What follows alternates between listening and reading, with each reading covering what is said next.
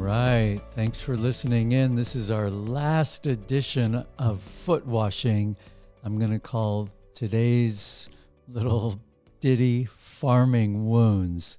The last part of those Zechariah verses.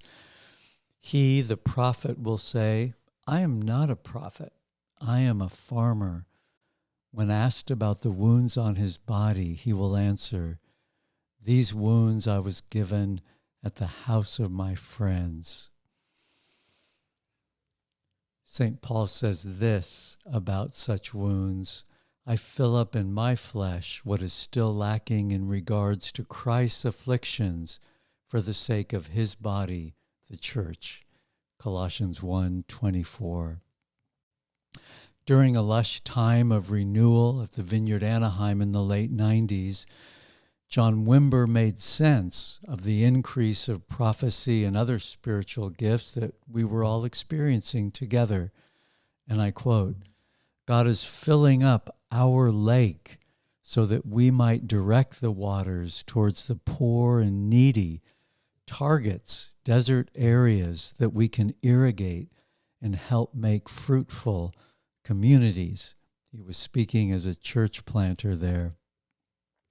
In other words, beware of self-serving gifts. The water isn't rising for us to splash around and just satisfy ourselves in.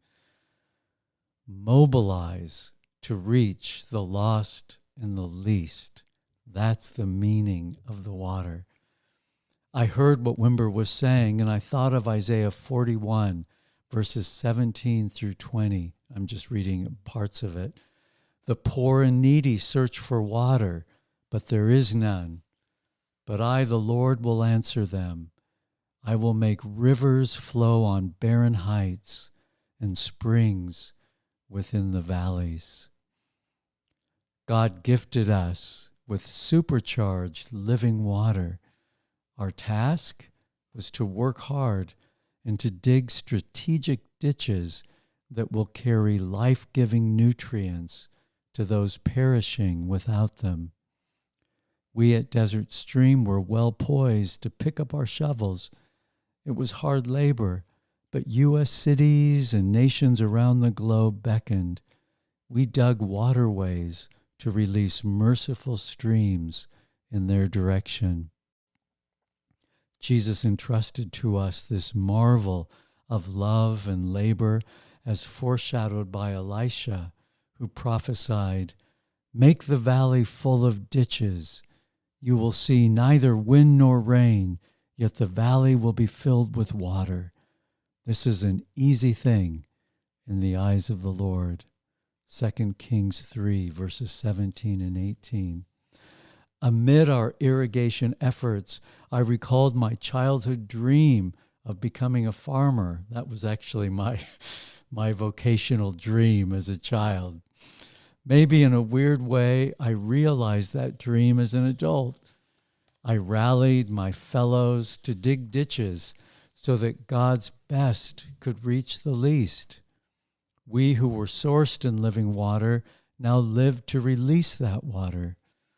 No profit me, just faith and gifts of the Spirit, including prophecy, to release captives. We who are prophetically inclined need goals beyond ourselves where we can direct our gifts. And we need the wounding we receive in our efforts to keep us humble and human, reliant upon others and upon healer Jesus to keep us on track to water this awakening land. Zechariah addresses these farm wounds when he points out the hurts incurred by friends, fellow members, who tell us the truth pointedly enough to puncture us. With friends like these, who needs enemies? We must ask for Jesus' heart towards the faithful who appear to oppose us, but who in truth do us the favor of refining us and our efforts. They invite us to descend deeper into mercy for our own gaps and the new gashes these friends incur in us. So some farm Some farm wounds pierce our presumption. I recall early on believers who wisely reflected that I was in no way ready to take on the giants of converting the whole gay community. Why don't you start by coming consistently to this Bible study? Or stop mouthing off so much like you know more than you do? Or overcoming pornography? That would be a better beginning. How blessed are we who bear farm wounds that burn off our baby fat. Others reveal our weak leadership, even when the judge is an immature disciple whose critique is more wine than wisdom. Jesus is still speaking through asses, and we can train ourselves to listen for truth, even amid other people transferring a bunch of stuff onto us. Other farm wounds are from power brokers who just don't like us. Maybe their wounds mirror ours. Their deferred hope morphs into cynical unbelief and tempts them to smash our hopeful reflection. I've experienced this more than a few times in my Catholic world. This is sourced in compromised leaders who believe my hope is a danger to the faithful who can't or won't change. For them, I become an enemy of the house of God. We who suffer rejection can quietly bear opposition so that even friendly fire deepens love in us. Persecution for what is right, not our poor leadership or presumption, unites us with the one forsaken at Calvary. He has unique authority to sustain us when friends betray us. Remember David, who in grief over Absalom's betrayal of him received insult for injury by Shimei, who cursed him mercilessly. Let him curse, said David to a defender. It may be that the Lord will see my distress and repay me with good for the cursing I'm receiving today. 2 Samuel 16, verses 11 and 12. Or St. John of the Cross, whose reforms incurred a host of rejections from his overseers.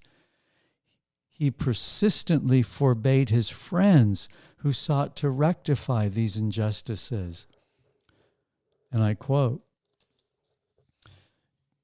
"Do not let what is happening to me cause you any grief, for it does not cause me any.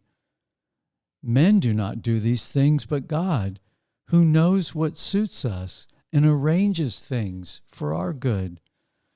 God so acts with us, for he loves us, so that we might love with the very love he bears towards us." St. Paul, when pierced by the church at Corinth, declared that Jesus had transformed his affliction into a wellspring of pure compassion for them. 2 Corinthians 1, verses 3 through 7. Might we who dig ditches for living water to flow to the least in our parched communities be like the apostle. Only Jesus turns affliction into anointing. May we who irrigate the land, farmers who welcome the prophetic flow, allow every wound to further his way in us. We proceed humbled and maybe hurt, but never struck down.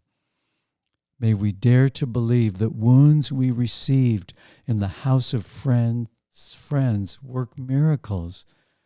Jesus trusted the Father accordingly.